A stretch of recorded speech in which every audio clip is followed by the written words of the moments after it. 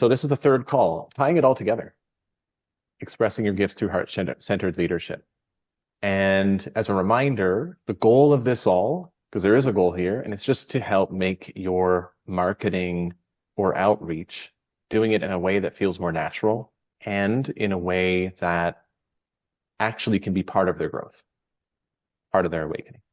That's the goal. So that's what this is all about. And that's why it's called Effortless Purpose, because there's nothing effortless about the ego's way of doing things. That's the thing that's going to try too hard and worry and people please and stress. And that's the thing that has a harder time surrendering and a harder time accepting the way things go, the results of our actions, being imperfect, right? The ego is the thing that's going to resist and fight all along the way of that.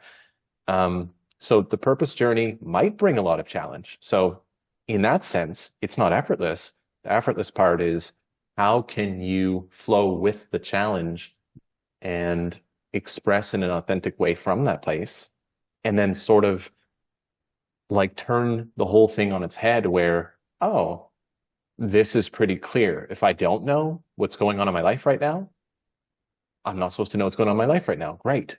If I am clear about what I want to say it. If it doesn't work the way I want, oh, that didn't work the way I wanted. And it just becomes more of a self-corrective mechanism. Put the light on here for my face. There we go. So that's the idea here. We want to take this marketing stuff and have it feel more natural, have you feel more empowered to reach out, because hopefully that can get you serving more people if you want to, and more clients if you want. And not be like compromising your values in the process. So we said step one, align with your true identity, because if anything real is going to happen, anything aligned is going to happen, it starts with where you're coming from, where I'm coming from. And the main thing that came up as we shared with the group on that first call was this idea of resilience. Like, I'm not very resilient if it doesn't go my way. My ego's way. That's the thing that's more likely to give up on my path. That's the thing that's more likely to get shut down and get hurt feelings and go numb, or that's the thing that's likely to go on the other side, overboard and overdoing and over-sacrificing myself and over-serving, and all the patterns that disrupt the harmony in our body, in our mind, in our life is coming from that false sense of self and is going to reduce our resilience. And then you've got effortful purpose, right? Not effortless purpose. And what we want is that we're coming from a place where there's just an overflow of well-being. That's the most trustworthy source of service. And we've all felt it because that is at its heart, that the heart of the call, the essence of the call to serve comes from well-being itself, comes from trust itself, comes from love itself, beingness. And at the heart of that, that wants to overflow and not just be like my little secret love. It wants to be reach out and connect with others because we're human. And so in that sense, it's not trying to take or get something. But other parts of me, for example, Geoff, even though this thing starts from love, other parts get grabby and they get desperate and they think, ooh, this needs to happen or else I'm screwed. And then that turns everything on its head. So this requires a tremendous amount of vulnerability. And not only vulnerability of like, I don't control this thing, but the vulnerability of sharing your heart, trying to help people, and not being able to control everything. Not being in control. Do people like it? Do they agree? Am I good at this? And so on. Step number 2. So that was all aligned with your true identity. Because when you're aligned there, you can be more resilient in your vulnerability. That's the whole aligned with your true identity. You can be vulnerable and be resilient there. And even if you take licking, take some shots, even if it's hard, you can bounce back and stay courageous in your vulnerable heart because you are remembering who the boss is, God or that deeper beingness, rather than my own thoughts and feelings that are just sort of self-protective and tied up with each other and want to stay the same. They just want to stay the same. They don't want vulnerability. They just want to stay the same. So step 2 is about trusting and following your unique duty or dharma. That's what we talked about last call. We'll do a little brief review of it. Trying to get out of the cycle of taking care of everyone else, overthinking purpose, and the practice of self-doubt, self-criticism, usually unconscious or unintentional, comparing ourselves to other. And that's what we talked about. Like, a lot of the people I work with do compare themselves to other successful looking people out there that are different than them, and actually start to believe that they should be more like so-and-so and less like themselves. And that's not how God made you, God made me. That's not how life made us. But in this mandala of existence, we talked about this basically the blueprint, the pattern, everything that existence is, you've got your right place in it. And so you can trust that. You can trust you've got a right role. You trust you fit perfectly. And knowing that your dharma, your swad dharma, your duty to yourself, first of all, is pretty simple. This whole purpose thing, dharma, pretty simple. Take care of yourself. That means, not comparing yourself to others, not trying to be perfect, not telling yourself I should be and should and not that. It's really looking after, but who are you? What are you like? What do you need? And not taking care of everyone else first, right? Taking care of yourself.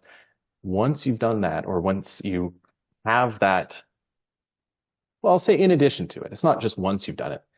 You're taking care of yourself. You also need to, instead of overthinking purpose, and I just say this isn't for everybody, but this is because there are people I know that get hung up on the idea that they can't figure out their purpose, or get this nagging feeling that they're perpetually failing at the whole purpose thing. And it's like, as long as if you don't know what to do with your purpose, just do what needs to be done in your current situation. And that is even doing your duty to yourself. It's pretty simple. Do what's in front of your face and don't overthink it. And don't believe that you're missing out on some mysterious purpose thing. So that's where we said, hey, universe, give me a sign. What should I do? Do the dishes. So that's where we had this joke here, because that's how it is. Life will show you what you need to do. It'll put it in front of your face. Do it.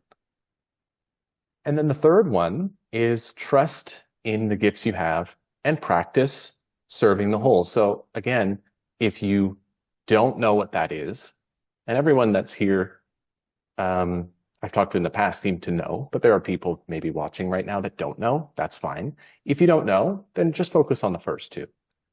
But if you do know, if you feel something knocking on the door, a message or a call to serve, or you're already doing it, just continue to trust your gifts there. Don't do the comparison thing. Just practice serving the whole. And we'll get more into that as we go. So the sacred service journey is just the journey of starting with empathy and with excitement for some, we'll call it a problem or a challenge or a struggle or something people want. And again, this is related to, you've got your own sense of this, what's important to you. You're perfectly made to solve certain problems, and there's people out there who are perfectly made for you, and you're like the key that unlocks them. And again, I'm going to keep talking about the comparison thing. If you compare yourself to someone else, let's just pick something random. I'll say, wow, that person is so organized, and you're not very organized. Guess what? If they helped the people who are perfectly made for you, if they helped them, they wouldn't be as a good a fit. They wouldn't be able to help them as much. There's something about your being, your makeup, even your disorganized self that would be more ideal for the people that are right for you. So don't focus on everyone else. Focus on the things, focus on the people that you care about with that empathy and excitement that we were talking about. And I'm going to describe it, and I hope this doesn't get too confusing, because I'm taking this point, empathy and excitement, and then I'm drilling down. Just to say, leadership, when you're leading from the heart, is about seeing things as they are and not being in denial about it, right? Not spiritually bypassing or not pretending they aren't that way. Seeing things as they actually are. And not going to the other extreme, where you see a struggle or a problem in the world and dramatize it just so you can feel bad and get stuck in this stage. I'm seeing things as they are and I'm complaining. So that's an example that is out there as well. There's people that pretend problems don't exist, or there's people lost in the drama that problems exist, just feeling bad about it. And so that's not leadership yet. You can have an opinion, you can fight on the internet about it, you can complain all day, but that's not the same as leadership. So, and this I didn't take for myself. This is from Tony Robbins, these steps, and they lasted with me when I heard them. I found these actually quite heart-centered 3 steps to leadership. So seeing things as they are, for example, the challenges we were talking about with your ideal clients, and the question that you can reflect on to get a feel for this is, who would you love to be a go-to person for? You might already know this, or it might be a new question for you. What struggles would you love to help people solve? And what would you love to talk about more often? That's the excitement side, the part where you know you're made for this because you could just talk about it all day, do it all day.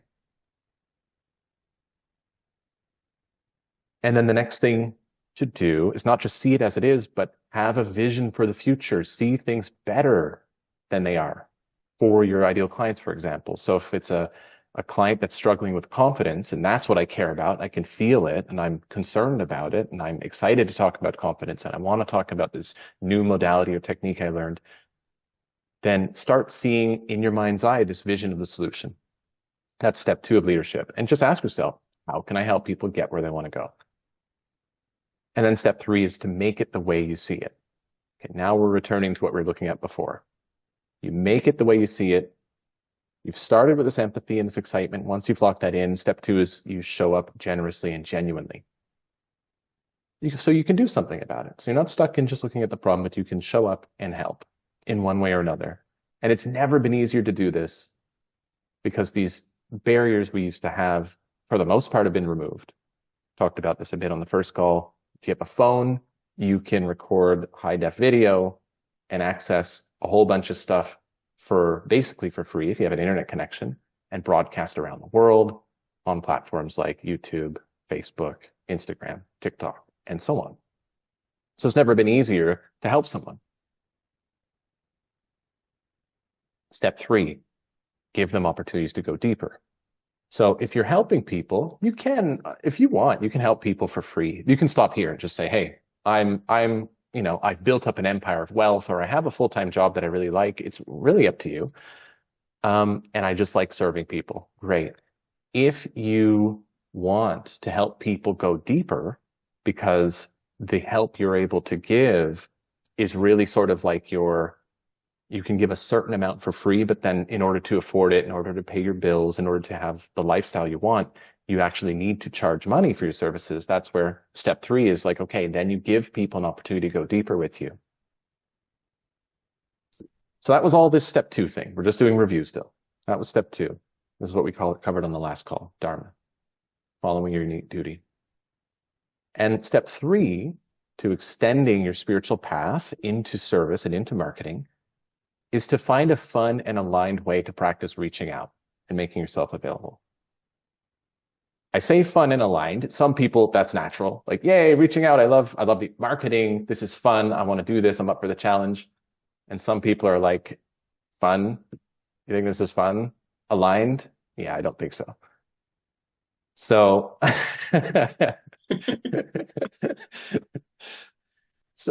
I've by working with a lot of spiritual people, I've been told a lot of times, I don't like marketing.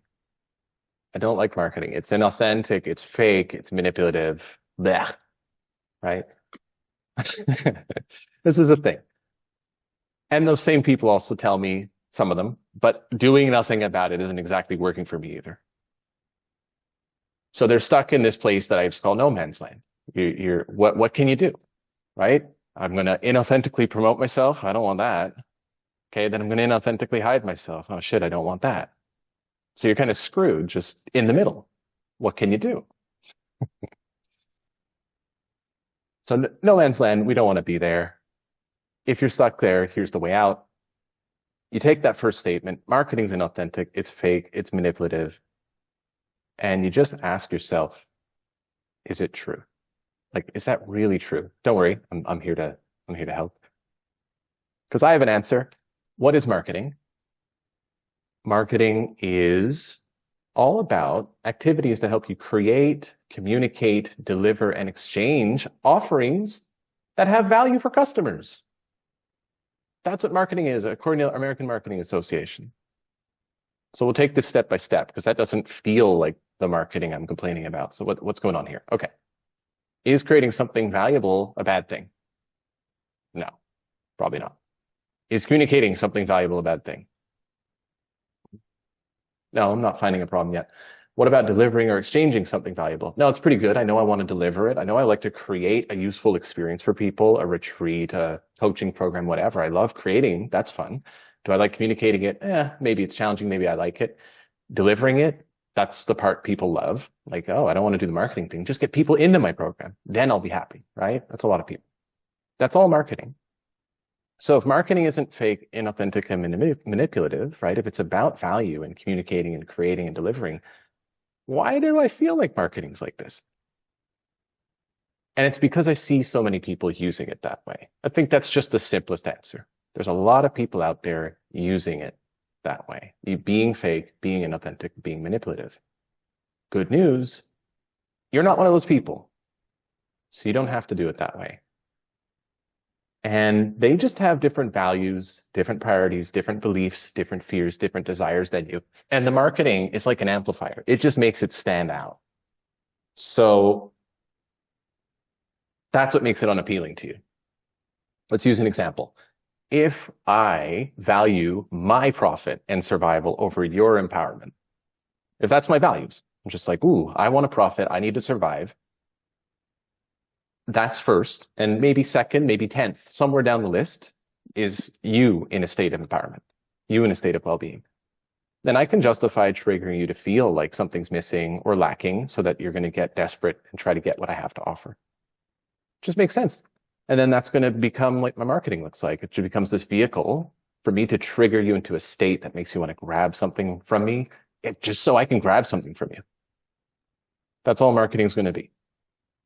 Yeah, and thank you. And it's been honestly, because I like marketing, but for some reason it's this inner, yeah, I told you my past, and then there's also this inner feeling in me that has a different feeling about it. And then when same thing, I'll follow someone that says, oh, we do it the authentic way, and then it'll either be disappointing right away because it feels bad, or I'll start to use these things and I'll start to feel bad. And I'll go, what's that? Yeah. Good. You're describing the journey. So this is the problem, right? And it's all, so what your values are the most important thing. So yes. When we see people doing that thing that works, and you can justify it, you really can justify it. And I even sometimes ask people where they stand because everyone's values are different. So at what point is it you guiding people or leading people versus you manipulating people? There's going to be a line somewhere. And we have to be curious about where that is. But right now, let's just continue with this, which is pretty black and white. Like, it's clear that I can justify things for my profit and survival, but you'll feel it if that doesn't feel right to you. And you'll feel it in yourself when you try it. You'll feel it in others when they're doing it, even if they call it authentic. Yes. And even in the spiritual marketplace, I would say probably especially in the spiritual marketplace. Yeah. Because they love the word authentic. And then they just use the same things with a bit of loving adjectives for the most part. What if I have different values? So I'm trying to make it really simple, right? If I value empowering you and helping you achieve your dreams, solve your problems, help you feel better, whatever it is, marketing can be a vehicle to serve my audience in those important ways. Then I can give opportunities for people to go deeper if they want. I can do it authentically, I can be real, and I can be empowering in my marketing. Now, I might not know what that looks like right away. I might have to experiment to get there, but this is possible. That would still be marketing. It just wouldn't be what's popular, what's mainstream, or even what's most profitable. Because remember, if you're valuing profit first, then you do turn to how can I trigger the most sales? Well, that's how can I trigger the most people? So, but is it profitable enough? I say yes, because this Dharma field existence rewards people that serve the field. So there is a built-in it takes care of you when you take care of it. And so that absolutely, for me, is the reason that I'll keep following this inquiry of what is this most authentic leading edge of my marketing in the moment. And I like to help other people with that too.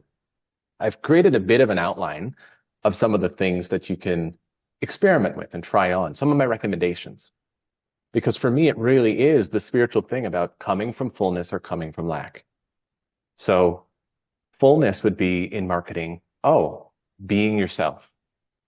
Now that's a whole journey, because what the hell, what is being myself? As soon as the camera goes on, I forget. Or as soon as I have to sell something, I forget. So being yourself, there's a journey there, but let's just say that that's intuitively, you can feel that's more important than people pleasing. Because people pleasing would be, well, we'll get to the next point, being honest and being yourself versus telling people what they want to hear. There's a saying in marketing, I don't know if either of you have heard it before. I'll call it good advice if you know where your morals or your values, your beliefs, your priorities stand, then it's fine. The advice is, when it comes to customers, sell them what they want and then give them what they need. So this is good advice because often our customers, they don't know. Let's say, I'll just try to make a really black and white example. Let's say you had a moon meditation, but your customers might not know anything about moon meditations. So don't sell them that. But you know that your moon meditation gives peace of mind and that your customer is looking for peace of mind. Okay, sell them what they want, peace of mind, then give them what they need. Oh, in my peace of mind journey, you'll get a moon meditation. I think that's fine. But you can stretch that principle, sell them what they want, give them what they need. And you can say, okay, I'm going to give you the easiest, fastest, most affordable way to improve your whole life. And then you get in my program, and then I'm like, yeah, what you need is meditation. And then if you say, but Geoff, you told me it was all this, I go, yeah, but I'm giving you what you need. Like I can justify to myself that I'm doing the right thing by being dishonest and telling people what they want to hear.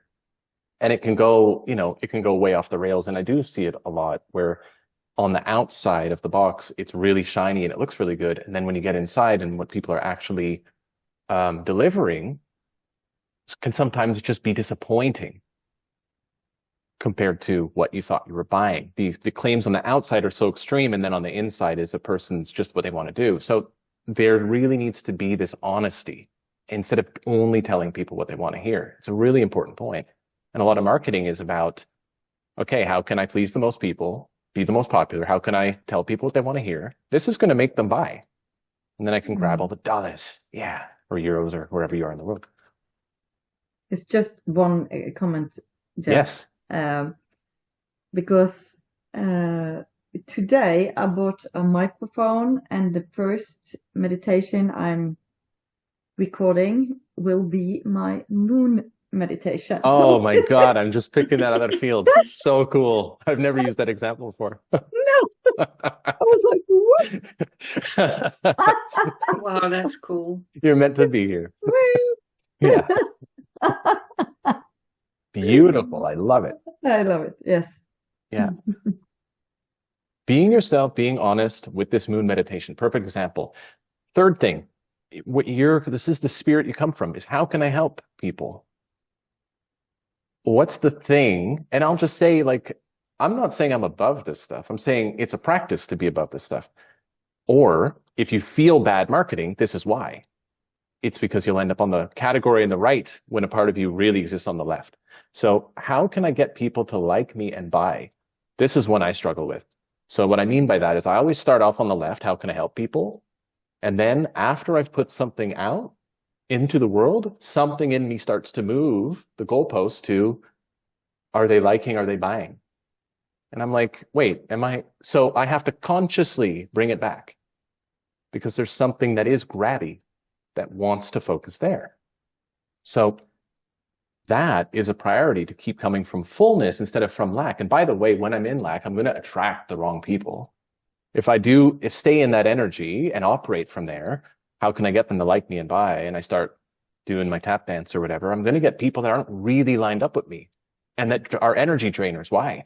Because I'm operating as an energy drainer over here, right? If I'm over here, I'm more likely to get resonant clients, really resonant clients.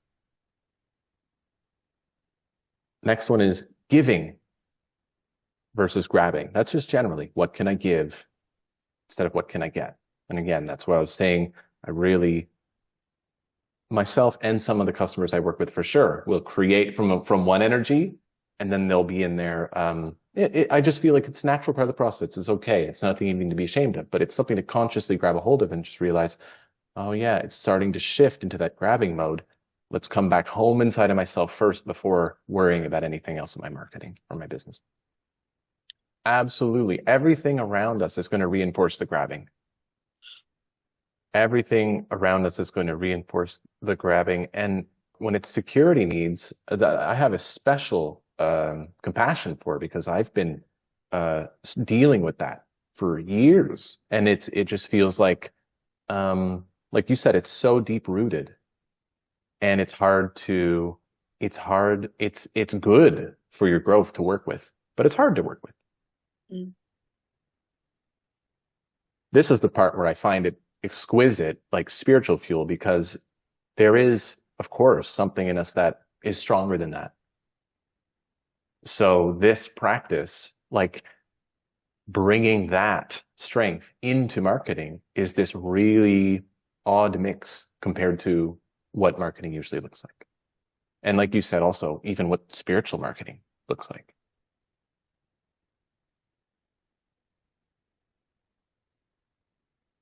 You'll notice that these are all different nuances of how to say the same thing. So the next one is invitations that help people align.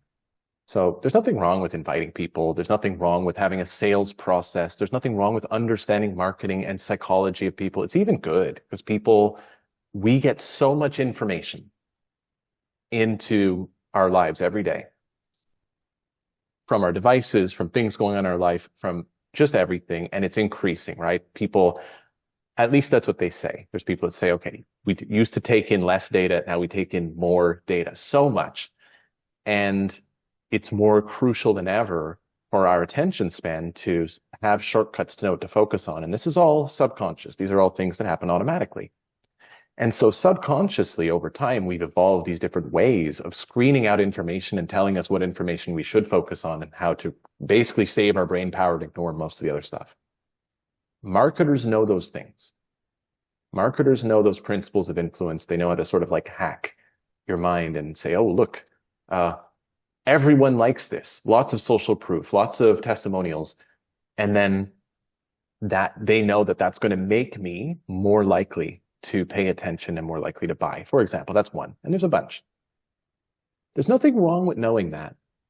But again, it's this thing of, as you stay in the column on the left, as you yourself, you're honest, you want to help people, you want to give to them, and you want to help them make a decision, help them pay attention, help them know that this is right for them. Giving them invitations that evoke the best in them, that is an absolutely solid way to sell, or market. That you're like, if I were to say right now, the confidence example I was saying before, if I wanted to evoke the best in someone, I'd say, you feel lousy, you beat up on yourself every night, and the way you talk to yourself, you have to know that is not acceptable. You have to know you deserve better. Something in you has been waiting for an opportunity. This is it. It's a bit dramatic, sure, but I actually believe what I'm saying, and I'm not even selling anything. I don't have a confidence program. There's something real I'm tapping about. Oh my God, there's a truth here about the value of the person, about their desire, about their vision for the future, and I want to help them close the gap. Great. I think that's cool. Invitations that help people align with what they want with a better version of themselves. That's a lot better than these other kind of marketing strategies that convince you that something is missing, something's lacking, you're missing out if you don't buy now. That is triggering people out of their confidence. For example, I could take a confident person and say, you need my program. You call yourself, this is not real confidence. If you were confident, you'd have 10 million in the bank. I just start saying a bunch of stuff that suited my needs. And then people would feel not confident and they would feel they need my program, all because I've triggered them out of into lack. If we look at the screen here, I can trigger people into lack so they'll buy. Because what do we do when we feel incomplete? We do something, eat something, buy something, right? We try to do something about it when we feel lack. If you help a person into fullness, there's this feeling like, oh, that's risky because if they're full, they don't need me. Yeah, that's true. If they're full, they don't need you. And a person in fullness knows what they do need, knows what they like. A person in fullness might want to do art. A person in fullness still goes out in their life and makes good decisions. Those are the people I want to be my customers. I want people who make good decisions. I want to be a good decision. So that's where I want to be on this end of it, helping people align, treating people as a connection. All your marketing is a chance to connect, not as a transaction. I think it speaks for itself. And overall, with the marketing journey, a feeling of trust, because marketing does come with a connotation of control, right? Like, oh, I understand how people think. And if profit's my number one goal, how can I control what I'm saying? I'll just go down the list. It's probably not this straightforward, but it's still going to work. How can I control what I'm saying to please the most people and be the most popular? Tell them the sexy things they want to hear, get them to buy. So I like, and I can get stuff from them, more customers, more clients, more retention. Rah, rah, rah. And I don't mind if I disempower people to do it because that's just more pat on the back for me. I'm a better marketer and more transactions and more control. And then there's expertise and it's a pretty cool thing. Even I have to say, I can admire people who are good at this game. I admire that they can control and do this. It's an art, but it's not my art. This doesn't work for me. I'm not going to do that. I want to find this other path on the left, fullness, being yourself, being honest, operating on the principles of really trying to give, serve, help people, inviting people to go deeper in ways that speak to their good decisions, right? Their higher choices, and create connection, come from a place of trust that like, hey, enough people can buy from this place. There's enough of the right customers out there for me that I don't have to do these other desperate tactics to get them. It's Making funny sense when so I far? see it like this. Yes. It's like, oh, but I don't mind marketing. I just really don't like the lack version of it. But the fullness marketing, yay! The energy is, yeah. So maybe I should stop saying I don't like marketing. Yeah. Yeah. Is this making sense so far? Yes. Yeah.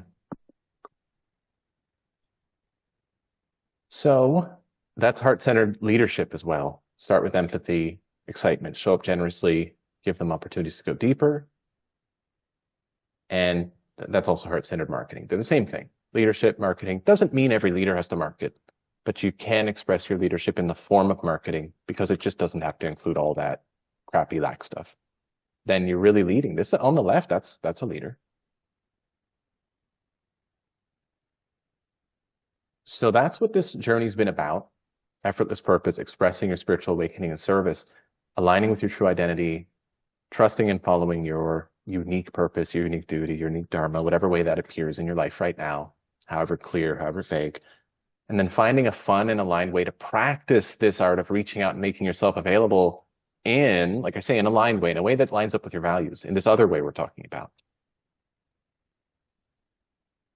And doing this, I call it, like I'm saying this path has changed my life, but it doesn't feel like much of a path that's external to me. It just feels like I don't know, life has put some weird marketing journey in front of me. Like I said, I started in sales, I've had over a decade of sales experience, and I've bought marketing programs and tried on a lot of stuff and stumbled and failed with a lot of stuff. And just over time, this other spiritual thing, impulse that was inside of me, I started letting that correct the marketing.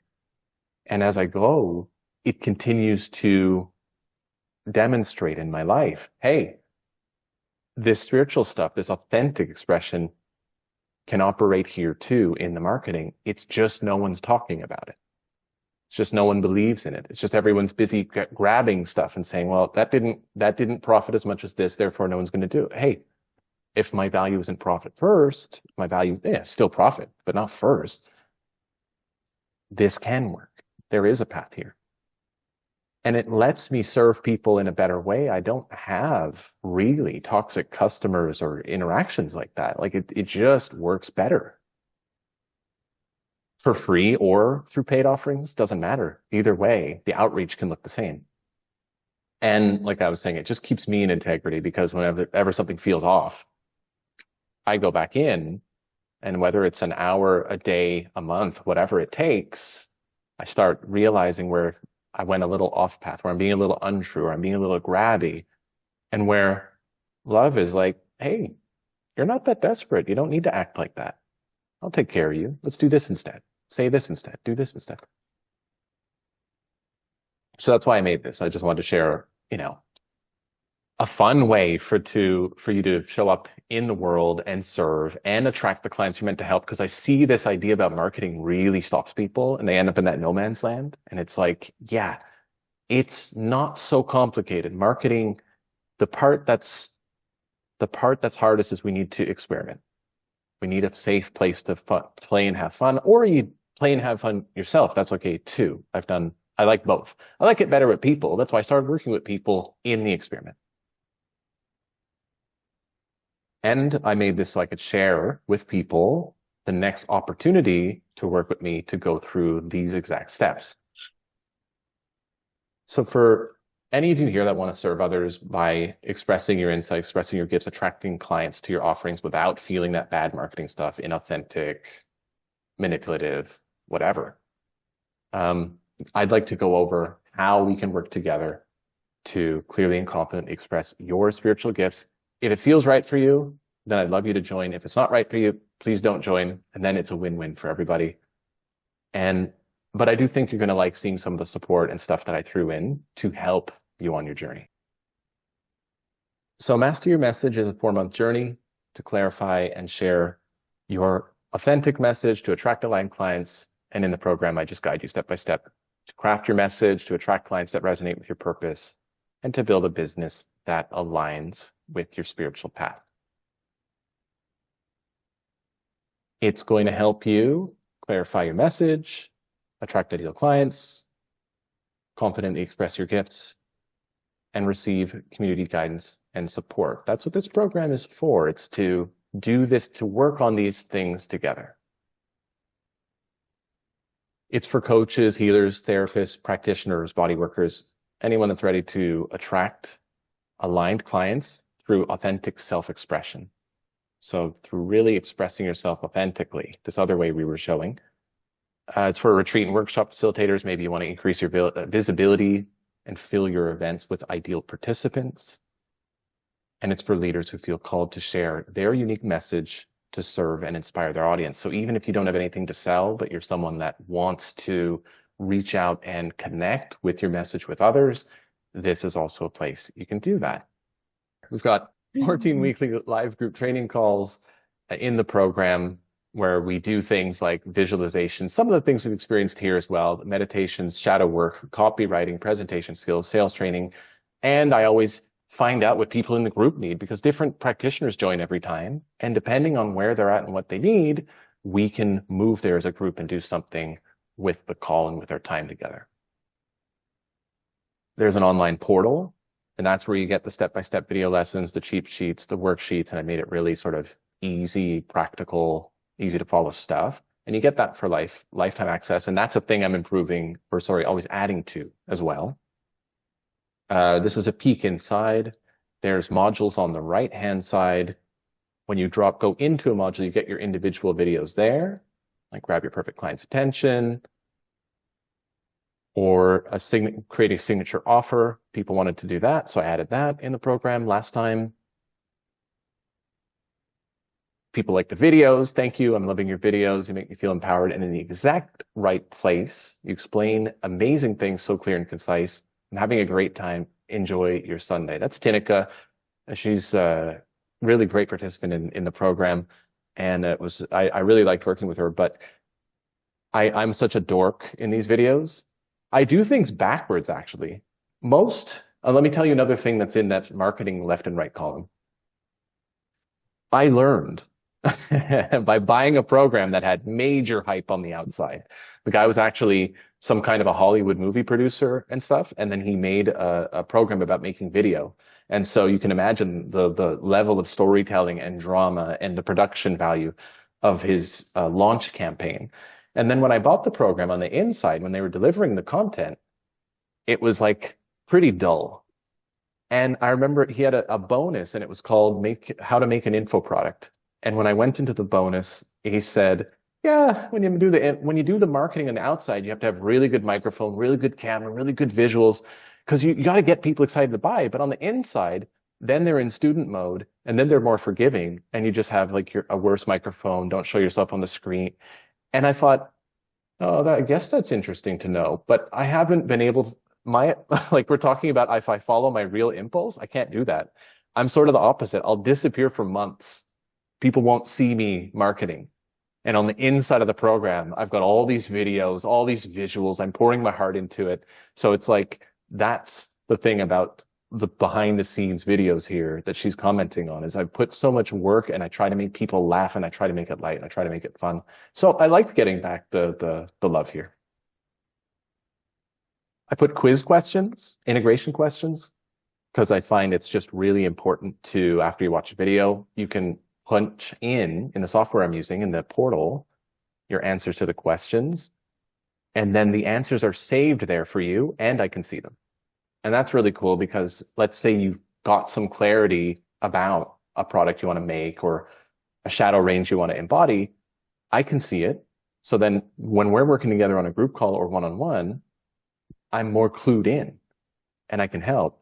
And also it's saved there so that you can go back into the portal anytime and look at your notes.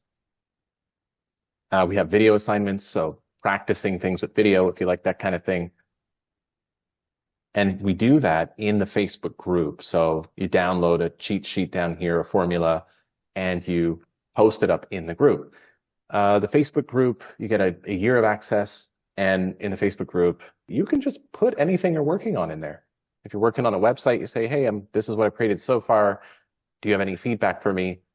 And I'll be able to respond right away in the group, give feedback, give suggestions. You can ask for accountability. But at the very least, we're in there and I'm posting stuff related to the video challenges and the content there. But yes, that's available as a resource for you. And then I've got some bonuses. So people have asked for one-on-one coaching when I offer the group program. So I include 3 sessions of one-on-one coaching, an ideal client catalyst session. I help you with who your ideal clients are. And because it's one of the things that I work with people on the most and is very important to remember throughout the process, I punch that into my ChatGPT or help. We did a ChatGPT training last time, and then I can help put it in your ChatGPT. If you're not familiar with that tool, it's okay. You can get more into that later, but it's a tool that basically can be a personal assistant for you and draft content for you and save you a lot of time. It saved me so much time, and I didn't think I wanted a thing to do with it at first, but after learning it, I'm like, hey, this is a time saver. But the ideal client stuff, it can remember your ideal client, and I can either have that save on your side, but I can also just save it on my side, and then everything we create together, it can double check, okay, how does this work for your ideal client? And it'll correct things and say, well, your ideal client usually is worrying about this, would probably be responsive to this kind of text, and so on. But this is a really good one to include. Another participant, just letting you know, ChatGPT is awesome. Thanks for letting us know all it can do. I posted today with its help. So it's really cool. Yeah, got people getting some results with that. And as you see, that was in WhatsApp. I offer WhatsApp support between the calls as well. Direct access. If you have questions or want to reach out to me there, we can do that. I ended up making, in the last one, a course on how to create your own video course. Step-by-step video lessons. There's 11 videos in there now. I'll be adding more because some of the content needs to be updated. The video editor I'm using is now discontinued. So as I try new ones, I'll be uploading and updating that. But if you wanted to create a video course and you haven't, that's something that we'll be able to work on in this program. And the last bonus, 4 accountability days. They're like workshops. You can use them just to have everyone get together and then take your own time to work on stuff as a group if you enjoy that fun accountability kind of structured space. But last time, the group actually chose to use 1 call a month at the end of the program. So the program was 4 months, and then 1, 2, 3, 4 months of follow-up once a month workshops. That's an option too. So we'll see how we use these, but they really liked using them as an extension, follow-up support for their program. And every workshop, they can work on something different. If you want to make a freebie during one of the workshops, request, and then we're working on it in that workshop. So these are a great longer-term extension of the program. Kita is one of the people who's been through the program, and she's also worked with me one-on-one. And she's someone that had a lot of passions, felt scattered and uncertain, but eventually got a clear message out of it. And it was the space and the time. You know, I was talking about a lot of the things that I've included are trying to give you space and time, one-on-one coaching, the 14 group calls, these extra accountability days. And it's that space and time that a lot of people need to work through their own thoughts, their own emotions, their own values, the rhythm they have and the creativity they have. And that actually helped her get clear about what she wants. And then she made different products. She runs as live workshops, different levels, and also some stuff with businesses. But what she created out of it, basically, it just came out of nowhere, poof, done. It was in her. It didn't need much work once she had the permission to go at her own pace and really listen. And then boom, boom, boom, that's what her business is now. So really cool to see. And you can join at 50% off. So I put a ton of value, personal time and support into it. I'm going to add more. That's what I do. The launch price is $3,000. The pre-launch offer is $1,500, so half price for early enrollment. And that's until October 10th. So sign up before October 10th to lock in your spot. 30-day money-back guarantee, which is just there so that if it's something that you start with and then really feel like, whoa, this isn't what I thought it was going to be, or this isn't the kind of support I like, hey, that's easy. We just don't continue working together and you get your money back. I'd rather have that than someone who doesn't feel right in the group through the process. That's just painful for everyone. To sign up, you can go to jeffnewtoncoaching.com/MYM. It's there at the bottom of the screen. The discount ends October 10th. And just a few more slides, and then we can have a little group discussion. If you are going to visit the website, I'm just going to walk you through how it looks really quick. You go there, the first thing you'll see is the sales page with a video of me. And then there's a button here. Yes, I want the pre-launch deal, 50% off. You just click on it. It takes you to a countdown timer. And if you scroll down a bit on the page, you'll see again how to get the pre-launch offer. There's a button, apply here now. You click on it. Takes you to an application form. You answer a few questions, really not a long form. You click submit, and then we schedule a time. I'll be in touch with you to schedule a time to talk. And it's a no obligation talk. It's not a sales call. It's not a discovery call in that sense. It's everything I've talked about so far. You should understand where I'm operating from. It's just honestly talking about things to feel for, is this the right fit for you? Do you have any questions for me? What are you looking for? How can we help in the program? Gives me a head start as well if you do join the program to know what's going to be most helpful at the beginning of the program for you. So that's how I handle these, is through application. And if you prefer a more personalized approach, you can reach out to me for one-on-one coaching.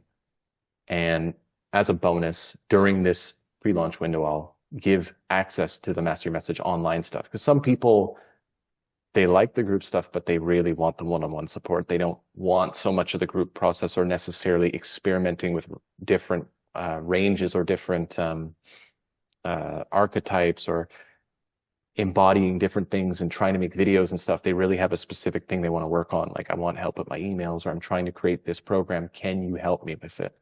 And if it's that one-on-one support you need, yes, I can do that. I would just guide you to do the same process. Hopefully that's not too confusing. Visit the website, jeffnewtoncoaching.com/MYM. Click on apply here now.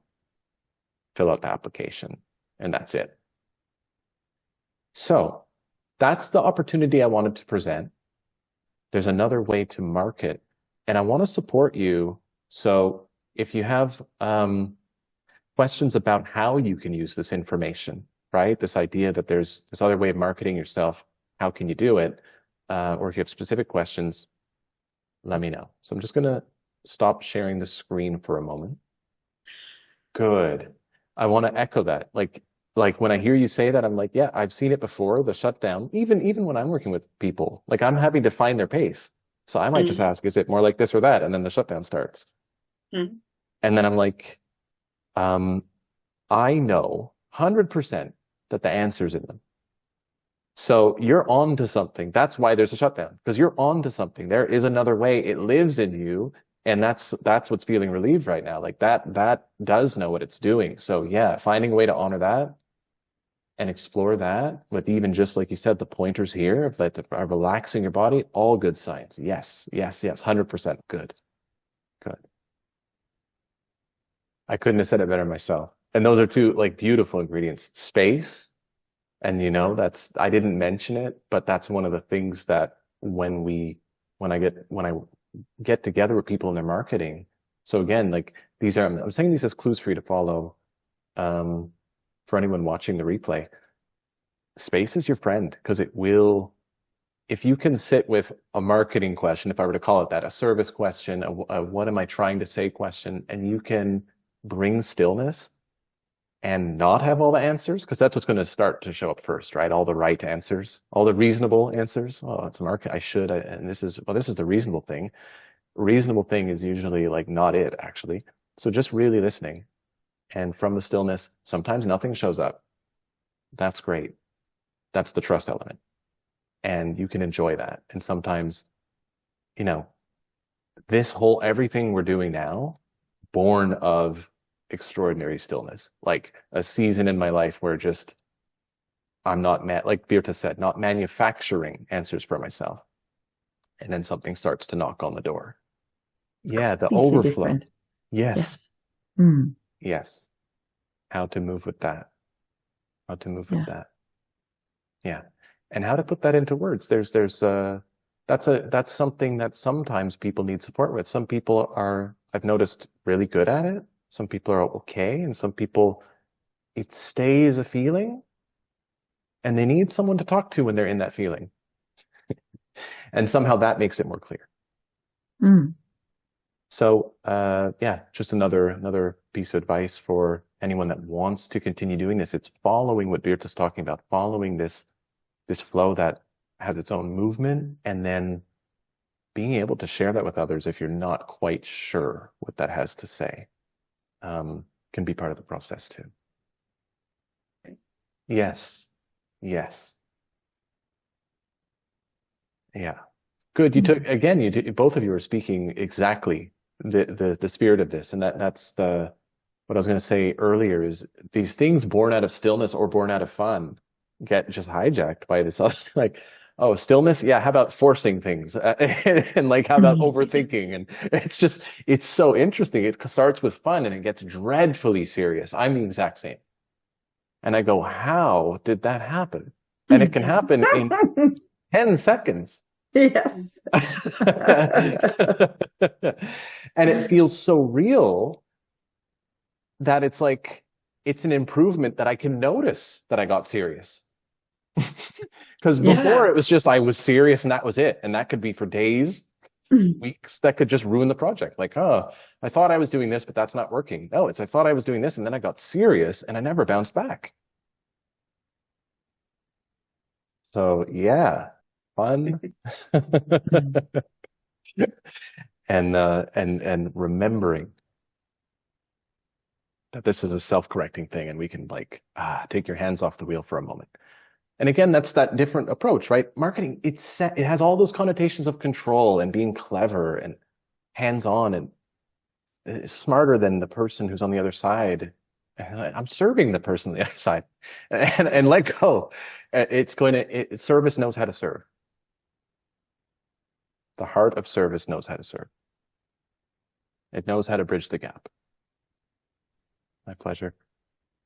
And for anyone watching the replay, hope you take this to heart and use some of the inspiration here, the stillness here, the non-seriousness here to give yourself some permission to find your way of reaching out to others so that you can start meeting the people you're meant to meet, serving the people you're meant to serve.